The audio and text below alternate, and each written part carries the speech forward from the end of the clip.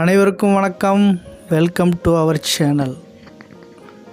இன்றைக்கி நம்ம பார்க்கக்கூடிய இடம் அப்படின்னு பார்த்திங்கன்னா தேனி மாவட்டத்தில் இருக்கக்கூடிய சுற்றுலா இடங்களை தான் இன்றைக்கி நம்ம இந்த வீடியோவில் பார்க்க போகிறோம்.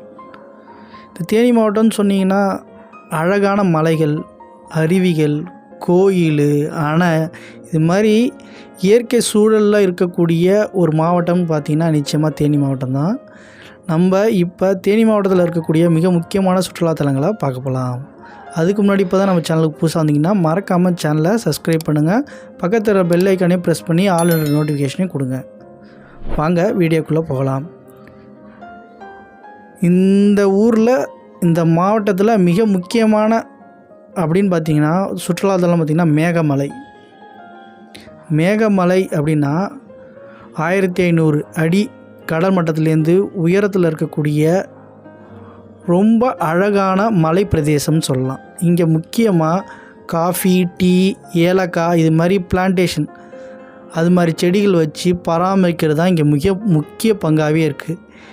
இயற்கை அழகோடு இன்னும் காட்சியளிக்கக்கூடிய சில இடங்களில் இதுவும் இன்னும் அழகாகவே இருக்கக்கூடிய ஒரு இடங்களில் இது முக்கியமான இடம் சொல்லலாம்.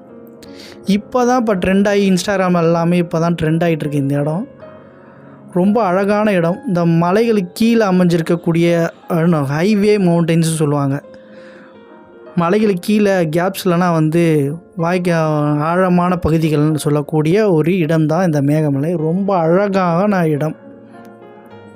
அடுத்து இந்த இடத்துல மிக முக்கியமான இந்த மாவட்டத்தில் பார்த்திங்கன்னா 2 அருவி இருக்குது. ஒன்று சுருளி அருவி, இன்னொன்று கும்பக்கரை அருவி. இந்த 2 அருவியுமே ரொம்ப புகழ்பெற்ற அருவிகள். ரொம்ப பொழுதுபோக்குக்கான ஒரு இடம் அப்படின்னு பார்த்திங்கன்னா இந்த 2 அருவி தான் இந்த மாவட்டத்திலே ரொம்ப அழகான இயற்கை சூழலோடு அமைஞ்சிருக்கும். அடுத்து இவ்வளோ தண்ணி வருது அப்படின்னா நிச்சயமாக அணைகள் வேணும். அது முக்கியமாக வைகை அணை. எல்லாருக்குமே தெரியும் வைகை அணை எதுக்கு முக்கியம்னா ரொம்ப பாசனத்துக்கு மிக முக்கியமான, அந்த சுற்றியுள்ள மாவட்டங்களுக்கு மிக முக்கியமான அணை.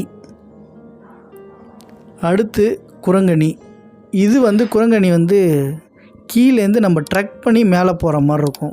ஒரு 2-3 வருஷத்துக்கு முன்னாடி இந்த குரங்கணியை பற்றி நம்ம நியூஸ் சேனல்லே பார்த்துருப்போம்.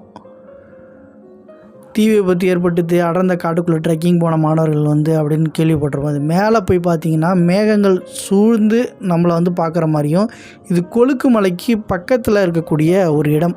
அதனால் இங்கே சன்செட்டு சன்ரைஸ் ரொம்ப அழகாகவே இருக்கும். ரொம்ப இயற்கையான இடம். மேகங்கள் சுழந்து நம்ம பார்க்கும்போது மேகங்கள் நம்மளை மோதுற மாதிரி இருக்கும். அங்கேருந்து பார்க்கும்போது இயற்கையை ரசிக்க ரொம்ப சிறந்த இடம்னு சொல்லலாம் இந்த இடத்த. அடுத்து இந்த ஊரில் இருக்கக்கூடிய தீர்த்த தொட்டி முருகர் கோயில்னு சொல்லலாம். இது விருப்பாச்சி ஆறுமுக நாவலர் திருக்கோயில்னு சொல்கிறாங்க. ஆனால் தீர்த்த தொட்டி முருகர் கோயில்னு சொன்னால் தான் எல்லாருக்கும் தெரியுது. இருக்க தீர்த்த தொட்டியில் எப்போதுமே நீர் வந்துட்டுருக்குமா, நீரே வற்றாதான். அப்படிப்பட்ட ஒரு தீர்த்த தொட்டியில் வணங்கி நம்ம போய் முருகரை வழிபட்டால் நம்மளுக்கு என்ன விதமான கஷ்டங்கள் இருந்தாலும் விலகும் அப்படின்றது இந்த கோயிலோட மிகப்பெரிய நம்பிக்கை. இதுவும் தேனி மாவட்டத்தில் இருக்கக்கூடிய மிக முக்கியமான ஆலயமாகவும் பார்க்கப்படுது. அடுத்து தேனியில் இருக்கக்கூடிய மிக முக்கியமான கோயில் அப்படின்னு பார்த்திங்கன்னா சுயம்பு சனீஸ்வரர் கோயில். இது ரொம்ப ஃபேமஸான கோயில்னு சொல்லலாம். இது இயற்கையாகவே சுயம்பாக தோன்றிய சனீஸ்வரன் கோயில்.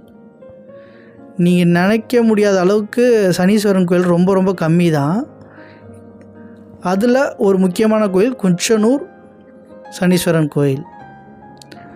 அடுத்து டாப் வியூ பாயிண்ட். இதுவும் அதே தான்.